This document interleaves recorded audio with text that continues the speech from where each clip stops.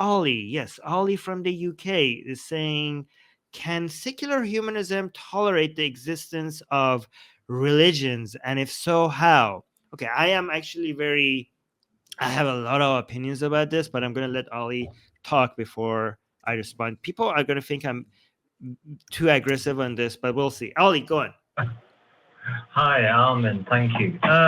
So my thinking was, based on all the religions that I've read, that each and every religion basically, I'm paraphrasing heavily, says that their way is the true way, the only way, and all other ways are wrong, etc. Right?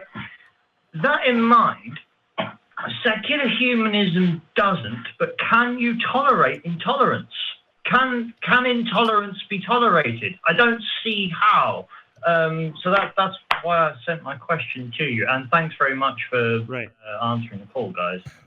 Yeah, I don't know how it couldn't. I mean, it's basically secular humanism is just the belief that human beings are capable of being ethical and moral without religion or belief in a deity. We don't assume that humans are inherently good or evil. It doesn't present humans as being superior to nature. It doesn't do any of that.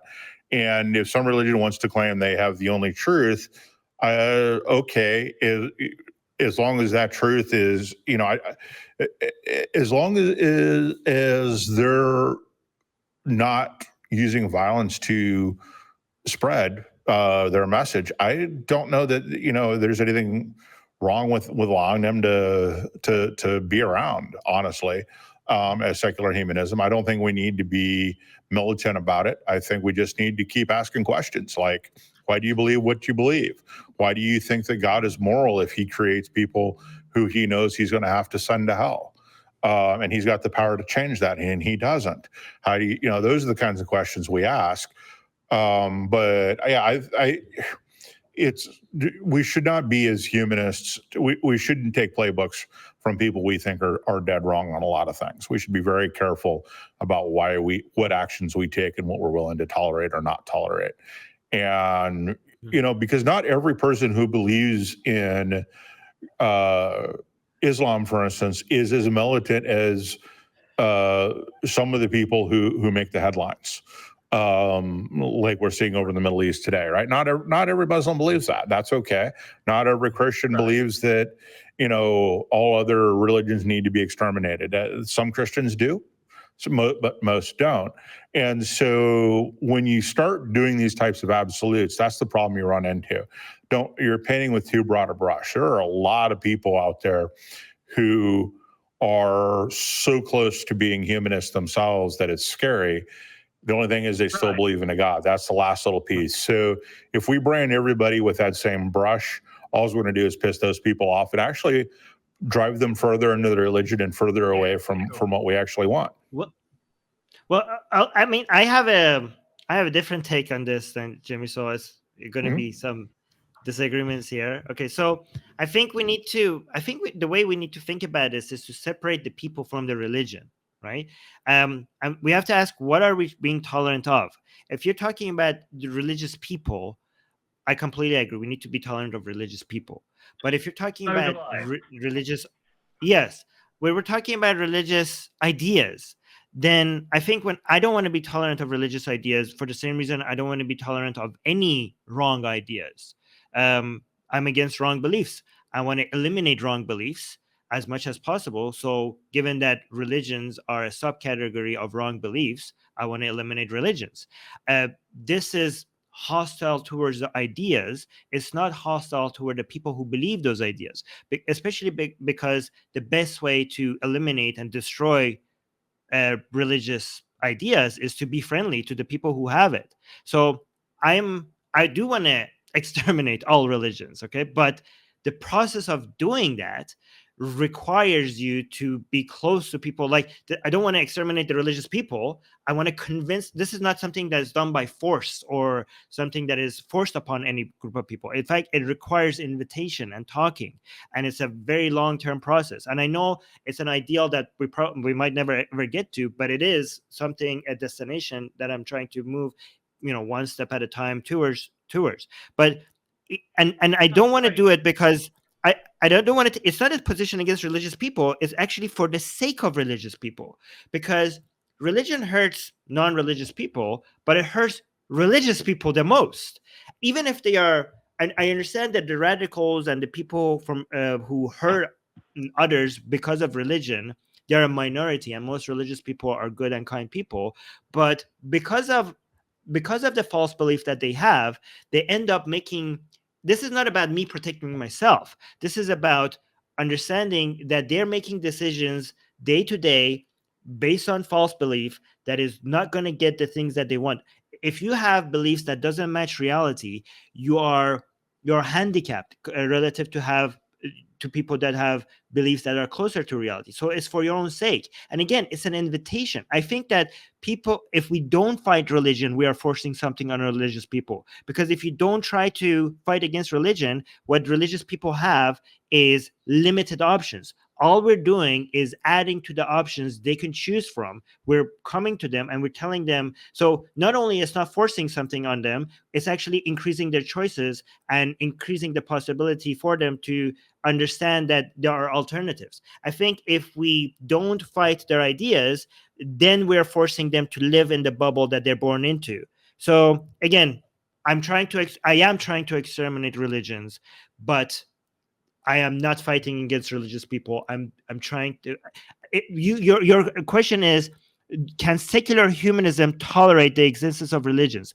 I say no, because humanism requires us to care for humans, and religion is anti-human. So I cannot tolerate religions because religion is anti-human, and as a humanist, I can't tolerate anything that is anti-human.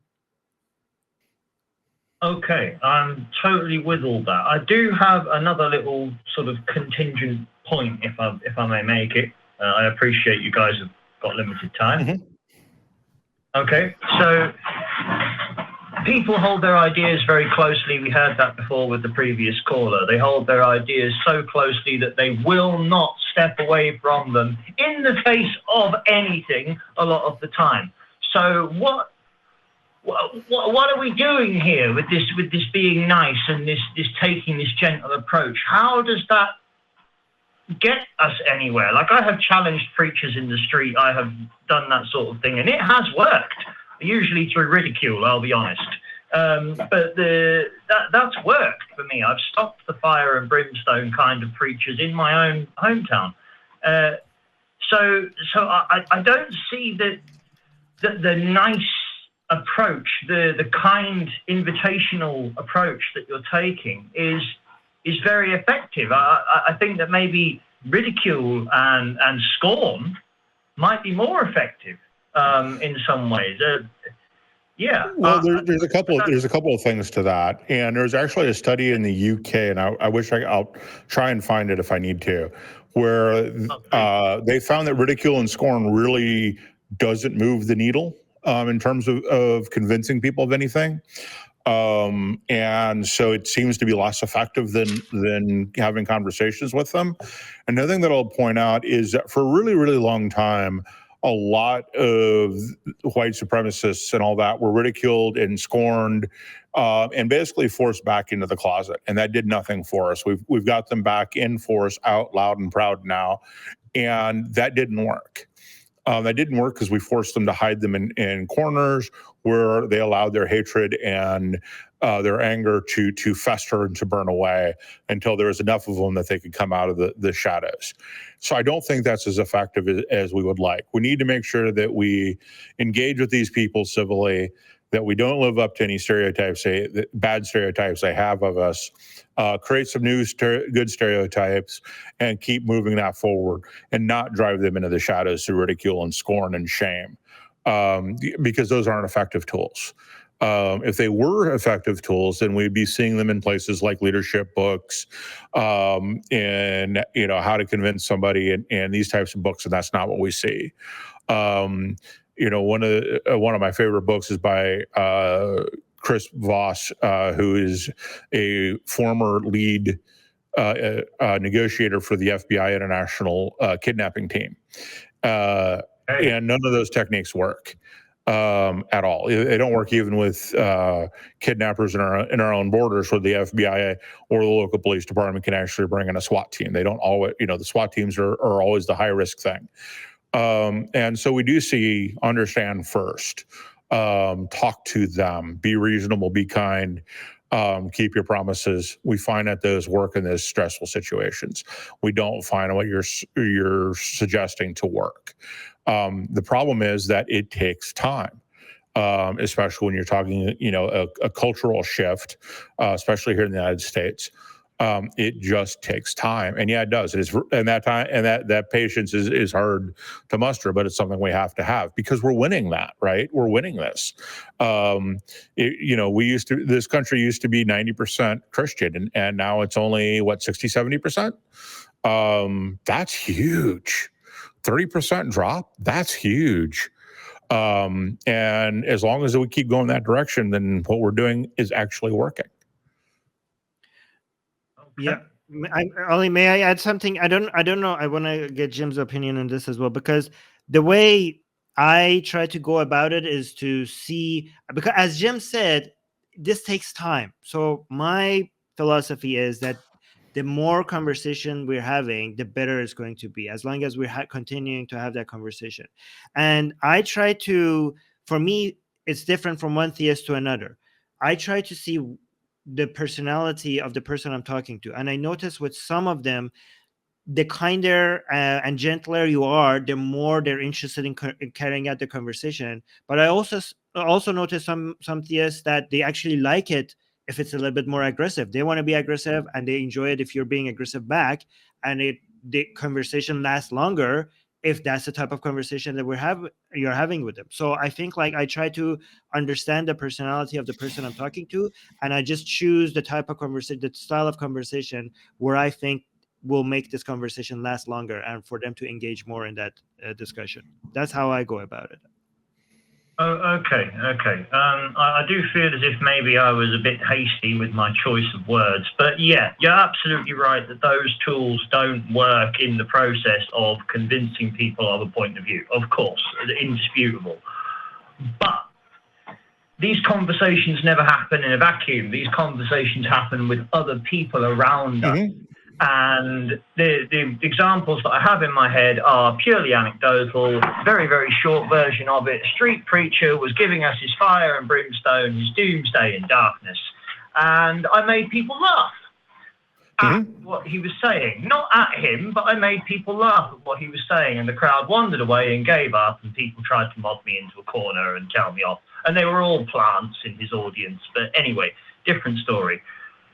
Without scorn and humor and a certain intolerance of I can swear here, right, of his bullshit, it's just we can't accept that forever, right? We can't just leave that unchallenged. We have to challenge it wherever we see it, right? That's an acceptable level of intolerance, right?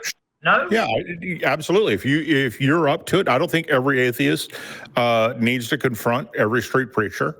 But those of us who are ready, willing, and able should absolutely confront it whenever we see it. Absolutely, I agree with that. I just don't think every atheist needs to be on that same page, though.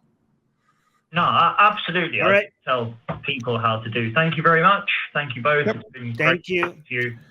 Take care.